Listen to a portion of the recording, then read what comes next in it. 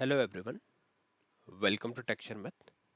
आज के सेशन में हम कोबोल से रिलेटेड एक और डेटा टाइप कवर करेंगे, जिसमें हम देखेंगे कि कैसे अल्फा न्यूमरिक वेरिएबल को डिक्लेयर किया जाता है, क्या उसका सिंटेक्स रहता है, कौन सी वैल्यूज उसमें हम स्टोर कर सकते हैं। ठीक है, ये सारी चीज़ें हम इस सेशन में कवर करने वाले हैं। इससे पहले वाले सेशन में हमने देखा था अल्फ़ाबेटिक वेरिएबल को। ठीक है, और वहाँ आपको मैंने एक चीज़ बताई थी कि अगर आप अल्फ़ाबेटिक वेरिएबल में नंबर या स्पेशल कैरेक्टर को स्टोर करोगे या स्टोर करने का ट्राई करोगे तो वो आपको एरर देगा। हमने ये भी देखा था कि यहाँ पे हमने आईबीएम में जब अल्फ़ाबेटिक में वैल्यू स्टोर की तो उसने वो एरर नहीं दिया। बट वही चीज़ अगर आप किसी ऑनलाइन कंपाइलर या किसी और कोबोल स्पेसिफिक कंपाइलर पर रन करोगे तो वो आपको एरर देगा। ठीक है, आप चाहो तो ऑनलाइन कंपाइलर पे सेम कोड रन करके देख सकते हो। अगर आपने उसमें स्पेशल कैरेक्टर्स और नंबर्स पुट किए हुए हैं तो वो आपको एरर थ्रो करेगा। ठीक है, तो इसीलिए मैंने आपको ये रिकमेंड किया था कि जब भी आप अल्फ़ाबेटिक वेरिएबल डिक्लेयर कर रहे हो तो वहाँ पे स्पेशल कैरेक्टर्स और नंबर्स को वहाँ पे यूज़ नहीं करना। तो अब क्वेश्चन आता है कि ऐसा हमारा नीड हो सकता है, सपोज आप कोई एड्रेस रिलेटेड फील्ड बना रहे हो या कोई ऐसा वेरिएबल बना रहे हो जहाँ पे आपको कैरेक्टर्स की भी नीड है और नंबर्स की भी नीड है। तो उस केस में हम क्या करेंगे? उस केस में हम वैल्यूज को डिफाइन करेंगे किसके थ्रू? अल्फा न्यूमेरिक वेरिएबल के थ्रू। ठीक है, तो वो कैसे डिफाइन होता है उसके लिए प्रोग्राम वॉक थ्रू करेंगे अब अपन। यहाँ पे मैंने प्रोग्राम बनाया हुआ है, मैं आपको प्रोग्राम एक्सप्लेन करूंगा one by one, line by line, और फिर उसको आउटपुट भी हम चेक करेंगे। तो यहाँ पे मैं ऑप्शन 2 से ओपन कर रहा हूँ प्रोग्राम। ठीक है, तो ये प्रोग्राम है हमारा किस लिए? Alpha numeric data type in COBOL. इसके लिए आपको क्या करना है? सबसे पहले आपको लिखना है आइडेंटिफिकेशन डिवीजन। सेम फॉर्मेट आपको हर प्रोग्राम में फॉलो करना है, और मैं आपको यही रिक्वेस्ट करूंगा कि आप हर बार इस चीज़ को फॉलो करो, जिससे आपके कोडिंग स्टैंडर्ड भी इम्प्रूव होंगे। है ना? जैसे आइडेंटिफिकेशन डिवीजन मैंने लास्ट सेशन में भी आपको एक्सप्लेन किया हुआ है, बट बार बार एक्सप्लेन करने का रीज़न यही है कि आप सपोज अगर आप पूरी सीरीज फॉलो कर रहे हो तो ये चीज़ डेली आप जब सुनोगे कि क्या आइडेंटिफिकेशन डिवीजन है ना, तो ये इसके साथ में आपकी इंटरव्यू की भी प्रिपरेशन हो रही है। इसीलिए मैं हर सेशन में जो इंपॉर्टेंट और जो स्पेसिफिक चीज़ें हैं वो आपको रिपीट कर रहा हूँ। ठीक है, हर सेशन में हम एक चीज़ नहीं देख रहे हैं, बट साथ में पुराना भी रिवीजन होता रहे, इसलिए एक एक चीज़ को अपन एक्सप्लेन करते हुए चलेंगे। तो आइडेंटिफिकेशन डिवीजन किस लिए यूज होता है आप में से बहुत लोगों को पता होगा, है ना? जिन जो डायरेक्टली इस सेशन को देख रहे हैं उनके लिए मैं रिपीट करता हूँ कि आइडेंटिफिकेशन डिवीजन जो रहता है कोबोल में, वो आपको आइडेंटिटी से रिलेटेड कुछ डिटेल प्रोवाइड करता है प्रोग्राम के बारे में। जैसे पहला हमने यहाँ पे क्या इन्फॉर्मेशन दिया हुआ है? प्रोग्राम आईडी जो है टेस्ट पीजीएम 2, है ना? यहाँ पे ये रहेगा टेस्ट पीजीएम 2, ये हमेशा क्या इंडिकेट करना चाहिए? प्रोग्राम का नेम। ठीक है, फिर हमारे पास आया ऑथर। अब ये क्या डिनोट कर रहा है? ऑथर का नेम डिनोट कर रहा है। ठीक है, तो ये जो पूरा ब्लॉक है इसको हम बोलेंगे आइडेंटिफिकेशन डिवीजन। आप चाहो तो और भी इंफॉर्मेशन इसमें इंक्लूड कर सकते हो, जैसे डेट हो गया, या और भी ऐसी बहुत सारी स्पेसिफिक इंफॉर्मेशन है जो आप अपना प्रोग्राम से रिलेटेड अगर कोई ऐसी इंफॉर्मेशन आपको डिनोट करनी है तो वो आ जाएगी आइडेंटिफिकेशन डिवीजन में, जो कोई आइडेंटिटी को डिनोट करता है। फिर बात आती है वेरिएबल डिक्लेरेशन की। वेरिएबल डिक्लेरेशन के लिए हमें पता है, हम लास्ट सेशन में भी देखा था कि हमें एक डेटा डिवीजन बनाना होता है। तो डेटा डिवीजन के लिए आपको क्या लिखना पड़ेगा? सिंपली यहाँ पे लिखना है डेटा डिवीजन, फिर आपको लिखना working storage section. Working storage section, working storage section एक ऐसा सेक्शन होता है जहाँ पे आपको जितने भी वेरिएबल्स आप प्रोग्राम में यूज करने हैं उनको आप इस एरिया पे डिक्लेयर करते हो। ठीक है, अब वेरिएबल डिक्लेयर कैसे होता है, वेरिएबल में क्या क्या पार्ट होते हैं, तो उसके लिए अपने पहले थियोरेटिकल सेशन में भी कवर किया था कि वेरिएबल के मेनली 4 पार्ट होते हैं, जिसमें से एक पार्ट जो होता है वो अपना ऑप्शनल होता है। ठीक है, तो अभी देखते हैं 11 नंबर लाइन को। अगर आप देखोगे तो यहाँ पे सबसे पहले हमें डिफाइन करना होता है लेवल नंबर। सबसे पहले क्या डिफाइन करोगे? Level number. लेवल नंबर क्या है? 01। 01 हमने यहाँ पे क्यों डिफाइन किया? अगर आपको लेवल नंबर का इतना भी क्लैरिटी नहीं है तो जस्ट अभी के लिए आप जो हम एग्जांपल्स कवर कर रहे हैं उसको समझ लो, और फिर जैसे जैसे हम लेवल नंबर या हायरार्की में आपको जब बताऊंगा तो आपको ये चीज़ें क्लियर हो जाएगी। तो लेवल नंबर हमने डाल दिया 01, जो टॉप मोस्ट और हाईएस्ट हायरार्की का रहता है।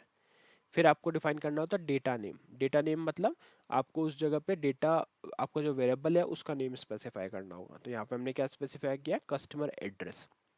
ठीक है, लास्ट सेशन में हमने हाइफन हाइफन लगा के वेरिएबल डिक्लेयर किया था, तब मैंने आपको बताया था कि वो मैंडेटरी नहीं है। तो आप यहाँ देख सकते हो, यहाँ हमने क्या डिक्लेयर किया? Customer address. तो ये हमारा एक डेटा नेम हो गया इस वेरिएबल के लिए। फिर बात आती है पिक्चर क्लॉज की। पिक्चर क्लॉज क्या होता है? पिक्चर क्लॉज वो एरिया होता है जिससे ही आप आइडेंटिफाई कर पाओगे कि आपका वेरिएबल कौन सा डेटा टाइप का है, आपका वेरिएबल का डेटा टाइप क्या है और उसकी मैक्सिमम लेंथ कितनी है। ठीक है, जैसे आप यहाँ देख पा रहे हो कस्टमर एड्रेस जो है वो डेटा नेम है और पिक्चर क्लॉज में हमने डिफाइन किया x20।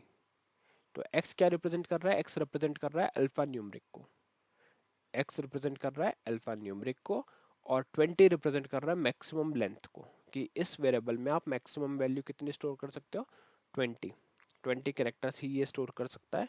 और अल्फा न्यूमरिक है तो उस केस में ये अल्फाबेट्स भी स्टोर कर सकता है, स्पेशल कैरेक्टर्स भी स्टोर कर सकता है और नंबर्स भी स्टोर कर सकता है। ठीक है, तो ये हो गया हमारा पिक्चर क्लॉज। उसके बाद में जो ऑप्शनल क्लॉज होता है वो होता है वैल्यू क्लॉज। वैल्यू क्लॉज आप रिलेट कर सकते हो आरपीजीएल के सेशन से, जहाँ पे हम INZ यूज करते थे वैल्यू इनिशियलाइज करने के लिए। तो उसी तरह से वैल्यू क्लॉज में आप जो भी वैल्यू इस वेरिएबल को स्टोर करवाना चाह रहे हो वो आप यहाँ पुट करोगे। जैसे मैंने यहाँ पे लिखा स्ट्रीट 15। ठीक है, तो इसमें नंबर भी है, स्पेशल कैरेक्टर भी है और कैरेक्टर भी है। ठीक है, आप चाहो तो स्पेस भी इंक्लूड कर सकते हो, वो आपके ऊपर डिपेंड करेगा। जो भी अल्फा न्यूमेरिक वैल्यूज होते हैं वो सारे आप यहाँ पे पुट कर सकते हो।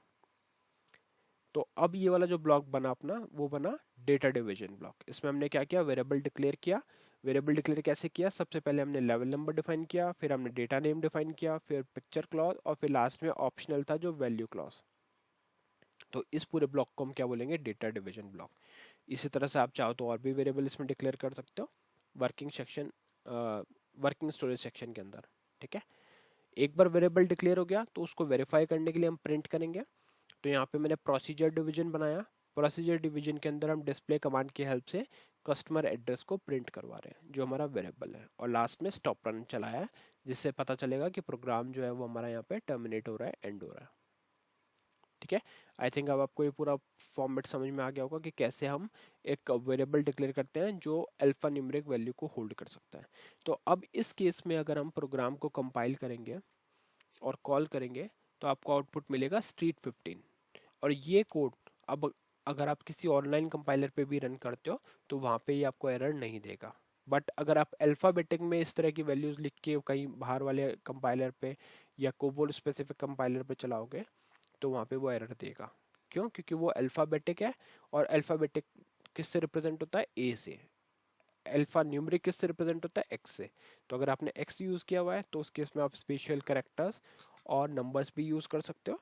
बट अगर आपने ए यूज किया है तो उस केस में सिर्फ आप अल्फाबेट्स ही अलाउ कर सकता है वो आपको, है ना, उसमें आपको सिर्फ अल्फाबेटिक कैरेक्टर्स को ही स्टोर करना होगा। ठीक है, और बाकी सिंटेक्स आपको सेम रखना है। इस तरह से मतलब एक कोडिंग स्टैंडर्ड हम फॉलो करें, जैसे कैमल केस, जब भी आप फर्स्ट कैरेक्टर लिख रहे हो किसी भी नए वर्ड का तो वो कैपिटल है, बाकी सब स्मॉल केस में है। ठीक है, और यहाँ पे हमने पिक्चर क्लॉज का यूज़ किया और जो डिनोट कर रहा है x और 20, तो मैक्सिमम वैल्यू इसकी 20 है। अच्छा, एक एग्जांपल मैं आपको और दिखाता हूँ कि अगर हम यहाँ पे 20 कैरेक्टर से ज़्यादा इसमें स्टोर करेंगे तो क्या होगा, देखते हैं। ठीक है, तो यहाँ पे 1 2 3 4 5 6 7 8 9, 1 2 3 4 5 6 7 8। ठीक है, ये कुछ मैंने एक्स्ट्रा कैरेक्टर्स इसमें पुट कर दिए। अभी देखते हैं यहाँ पे कुछ एरर आएगा या चल जाएगा। तो ये वैल्यू अभी प्रिंट कर रहा है ना? क्या ये 20 कैरेक्टर से ज़्यादा है? देखते हैं। 2 4 6 8 10, 2 4 6 8 10। तो ये एग्जैक्टली आई थिंक 20 हुआ है। एक बार इसमें कुछ और कैरेक्टर्स ऐड कर देते हैं।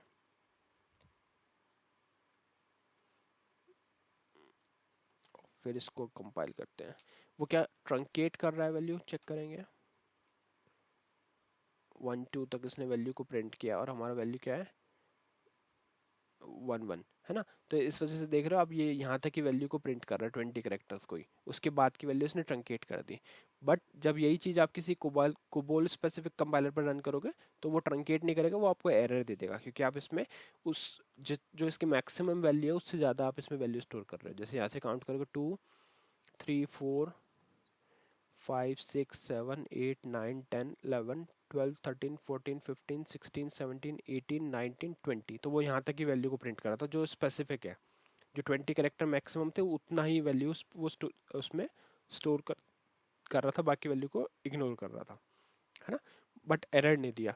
पर जब आप इसको कोबोल वाले कंपाइलर पे रन करोगे किसी, तो वहाँ पे वो आपको एरर भी देगा। तो ये चीज़ आपको ध्यान रखनी है कि जो भी वैल्यू आप उसमें स्टोर कर रहे हो वो मैक्सिमम वैल्यू से ऊपर ना हो, ठीक है। तो आई थिंक अब आपको क्लियर हो गया alpha numeric variable data type का, कि कैसे उसको यूज़ करते हैं। और इसमें आप कैरेक्टर्स स्टोर कर सकते हो, नंबर्स भी स्टोर कर सकते हो, साथ में स्पेशल कैरेक्टर, नंबर और कैरेक्टर्स, ये कुछ भी कॉम्बिनेशन आप बना के इसमें यूज़ कर सकते हो। तो इस सेशन के लिए इतना ही था। नेक्स्ट सेशन में हम बाकी टॉपिक डिस्कस करेंगे। So thank you for watching tech share में।